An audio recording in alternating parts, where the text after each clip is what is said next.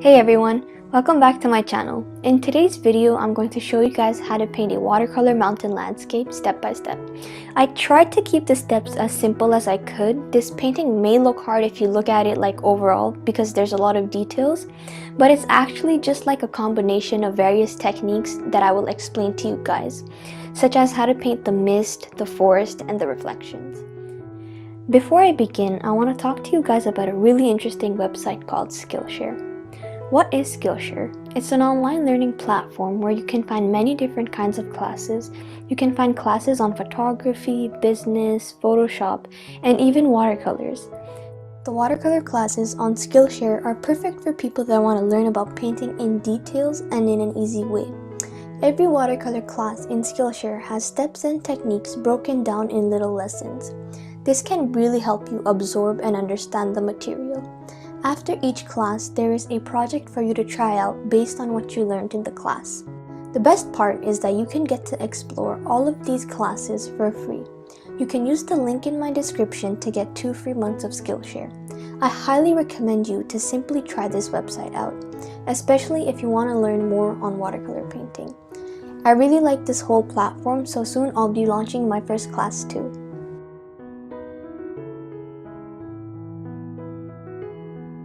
Start off by adding some water halfway on the paper.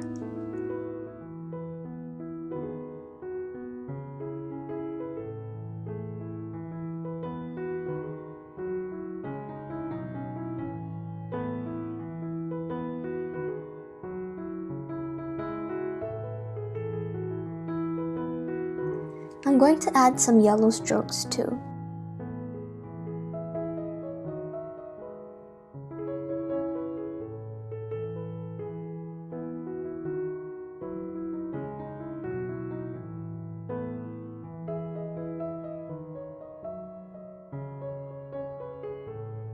I'm adding some magenta as well. My colors look light and more transparent because I have more water loaded in my brush than paint. Now I will take cyan and magenta to get a purple shade. Using this shade, I am going to paint the mountain's reflection.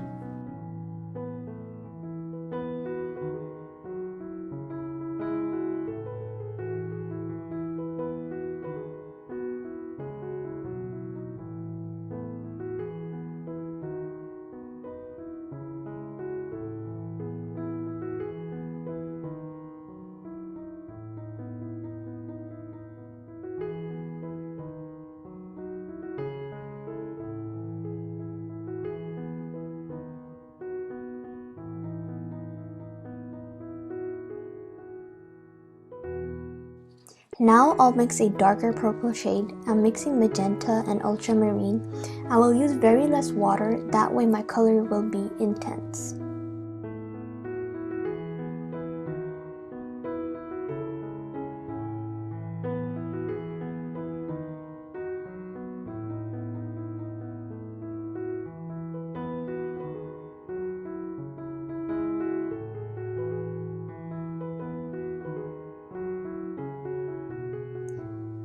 Take a clean, lightly damp square brush and make lines to pick up some water.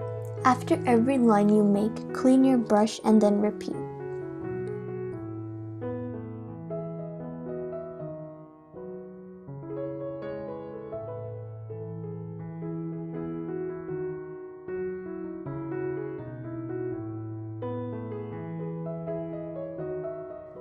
I'll paint the sky gradient, some purple, blue, and yellow clouds.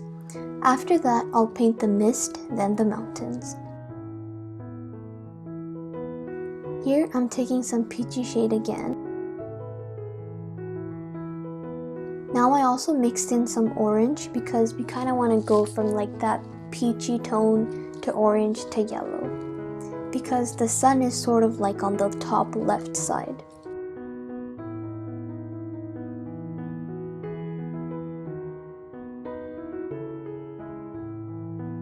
Take yellow and make strokes on the left. Then make strokes a little bit where the peachy shade begins, just to connect the colors. Use magenta and paint the rest of the sky. Now add some purple on the top. Take some intense purple, like less water and more paint, and make sort of cloudy shapes. Don't worry too much about getting the right shape. Try to follow what I'm doing, and even if it doesn't really look the same, don't worry because all of this is just gonna become more blurry. Take magenta and repeat this step.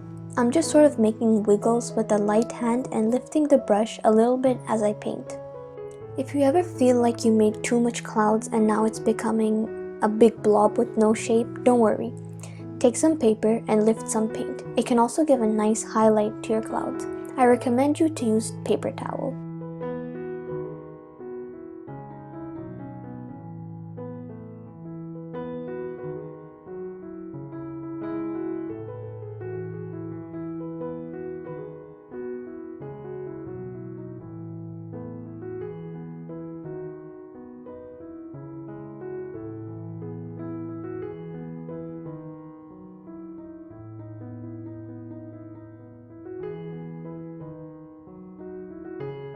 Now it's time to make the mist in front of the mountains. Take purple and make a line like you would for a mountain until you reach the yellow sky part. Stop there.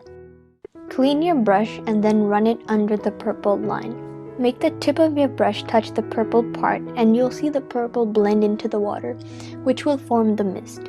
Make some circular motions as you drag the purple down.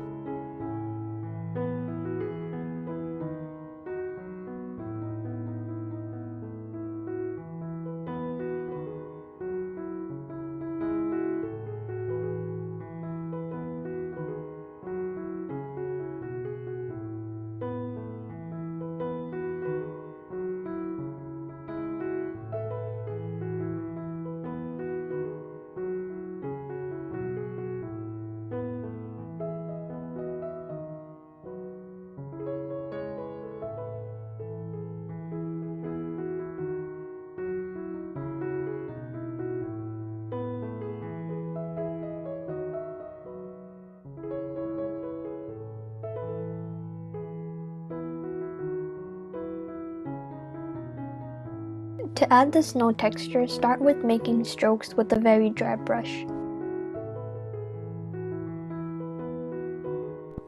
Mix more water in your purple and paint downwards.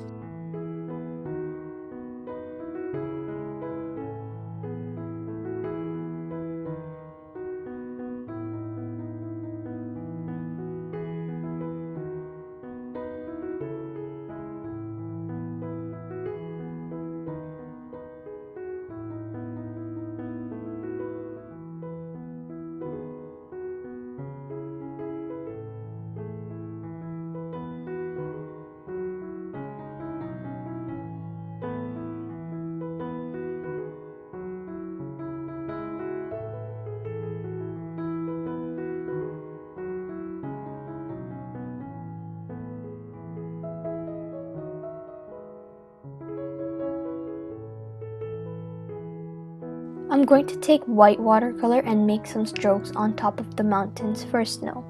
You don't really have to do this, but this is like an extra step to make your mountains look more realistic.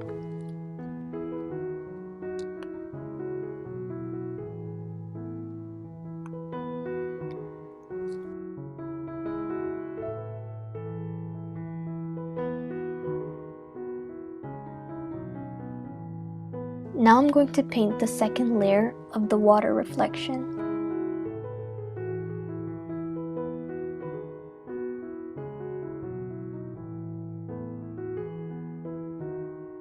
Here's what we have to do for the second layer. On the purple areas, we have to make purple strokes. On the yellow areas, we have to make yellow or orange strokes. And on the pink areas, we sort of have to make mainly pink strokes. Try using different shades of purple on the reflection.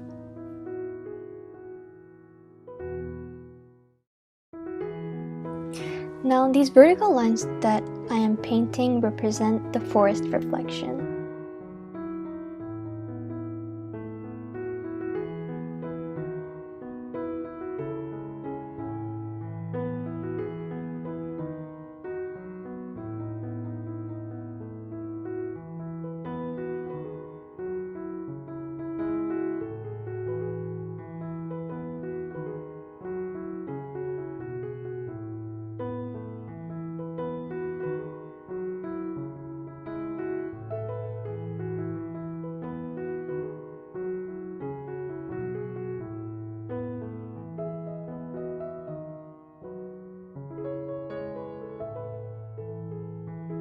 After making these strokes, I took a very lightly damp big square brush and I lightly ran it over where I painted the forest strokes.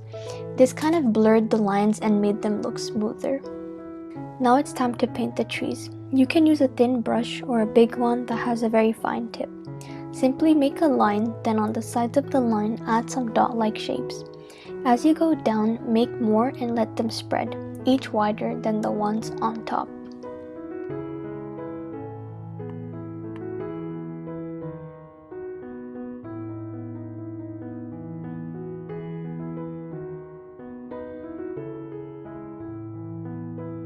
Once you've painted the forest, make vertical strokes downwards for the reflection. For a realistic effect, make some of the lines as long as the trees are. Add your birds and then take off your tape once the painting is dried. And we're done.